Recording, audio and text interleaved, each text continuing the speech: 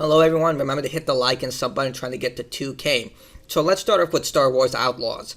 This game was revealed recently and it's been brigaded with a series of negative reception, and largely due to how the game is structured and its pricing points.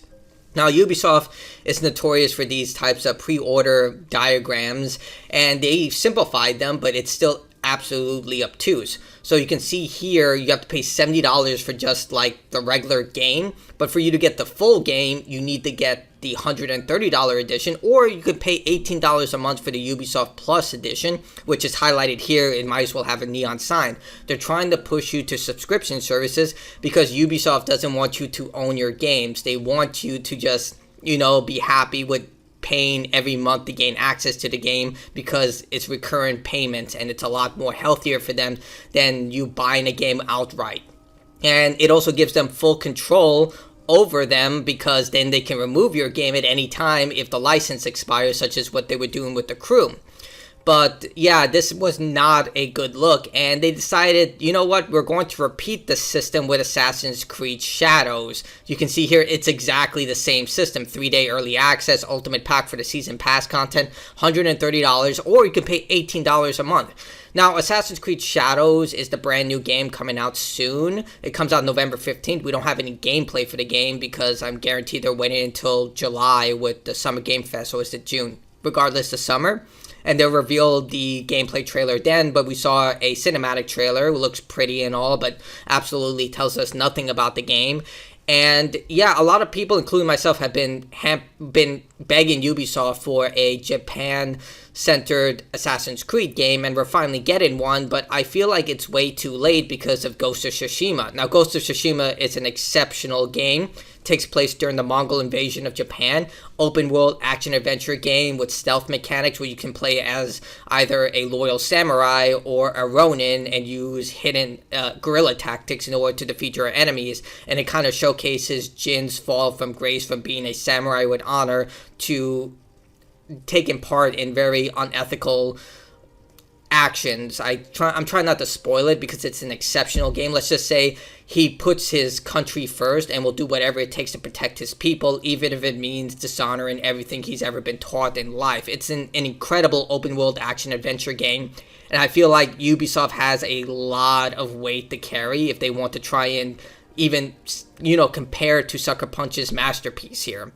But either way, I am excited for this game. I've played every major installment of Assassin's Creed, and I definitely am looking forward to this. Now, as for the characters, I'm not going to say much about them because I don't know much about them. One of them is a samurai who apparently is a slave, and the other one is a Japanese native. So we'll see how it plays because apparently it's going to play like Assassin's Creed Syndicate with Evie and Jacob. Hopefully they're going to learn from the mistakes of Syndicate, such as not trying to shoehorn a romance like they did with Evie, make the characters play much radically different, as the characters kind of played samey, at least from my perspective, and also not force drama when there was never any drama in the game. Like, for example, Evie and Jacob end up fighting at the end of the game for no reason despite barely interacting with one another.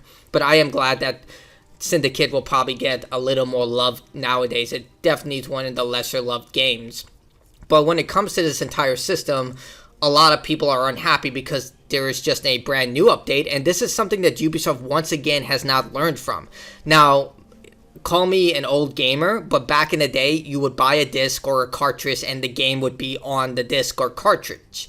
Nowadays, they require you to download a day one online only patch in order to access your single player game. Star Wars Outlaws is doing this, and now they're doing this with Assassin's Creed Shadows. Just read this statement. Hey everyone, we wanted to share some early information on the upcoming launch of Assassin's Creed Shadow, following some questions we've noticed in the community. Assassin's Creed Shadows will now require a mandatory connection at all times. They wrote that in bold, and remember the way they phrased that. An online connection will be needed to install the game. This is a single player game. There's no multiplayer as far as we can tell. But you will be able to play the entire journey offline and explore Japan without any online connection. But you literally just said in the previous statement, you need an online connection to install the rest of the game. So as far as the way I'm reading this, you need an online connection to play this game. So the second that online connection is no longer available, you lose access to your single player game. This is the same crap they're pulling with Star Wars Outlaws, because look, they're not even allow you to own your single player games so they can pull access to it. It's just like, it's pure comedy. I don't know what the frick they're thinking with this. We are super excited to bring Assassin's Creed to feudal Japan on November 15th. Yeah, this game comes out this year. And when the game releases, we cannot wait to show you along the way. And you can see here a lot of people. Like, remember? You can buy Assassin's Creed 2 right now on a disc and play the entire trilogy if you get the Ezio trilogy. Or Assassin's Creed 3 or 4. Or it's just like, what? Why is the game not on the disc? So you can see here, yeah, they also pissed off a lot of Japanese people with the trailer because they've been kind of shifting facts away, because apparently the character in this game is based off a real life person, and they're kind of mixing the details, and people in Japan are not happy about that. I'm trying not to get into that because I want the game to release before I give my full opinion on that, but it's not pretty right now. But based on the information that we do have with this pre-ordering system, needing an online connection and all this stuff, that's something I'm really concerned about. So you can see here, yeah, why can't we get the whole game on the disc? And it's just like a lot of people are really annoyed about this stuff, and you can see they also hid it in replies. So yeah, not exact, well, yeah. Either way, tell me what you think about this in the comments below. I don't know why they're doing this again. It's just absolutely ridiculous. Look, I will state this, and this is very unpopular. I know this is going to be an unpopular decision. I don't mind season passes. I don't. As long as the premium DLC matches the price that you're given, I have no problem with it. Like, for example, Phantom Liberty for Cyberpunk 2077, Hearts of Stone for Witcher 3, the Borderlands 2 post-launch content.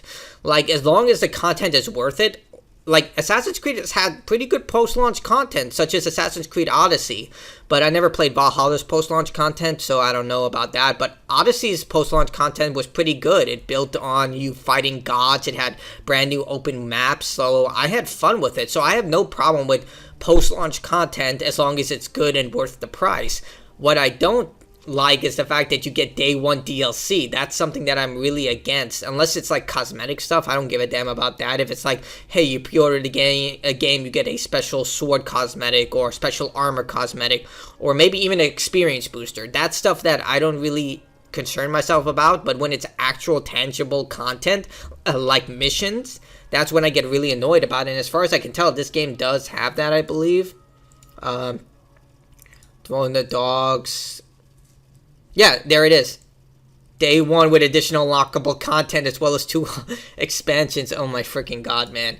I don't know what this company is doing. First off, they are not innovating anymore, and they're just repeating the same process with every one of their franchises. And then they're pulling this crap where their customers feel like they're being nickeled and dimed and taken for a ride, where the games have lost their quality and their customers feel like they're not respected.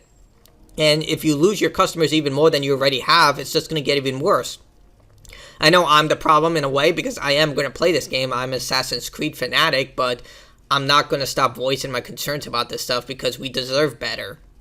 But tell me what you think in the comments below, what you think about this. Love to hear other people's opinions, but dear God, I guarantee, like, I keep very, very strict management of my finances, so when I got Avatar Frontiers of Pandora, I almost immediately canceled it once I completed the game, so I beat it in a month, and that's what I did with that, and that's probably what I'm going to do with Assassin's Creed Shadows, but, you know, oh God, I don't know. Tell me what you think. Like, dislike, your choice. That's me. Bye.